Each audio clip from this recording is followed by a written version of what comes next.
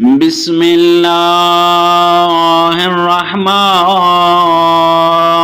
الرحيم اللهم قل لوليك الحجة ابن الحسن صلواتك عليه وعلى آبائه في هذه الساعة وفي كل ساعة وليا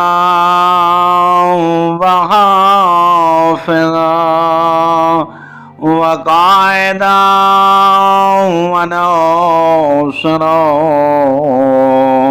ودليلا وعينا حتى تسكنه أرضك طوعا وتمتعه فيها طويلا برحمتك يا أرحم الراحمين. اللهم صل على محمد وآل محمد وعجل فرجهم.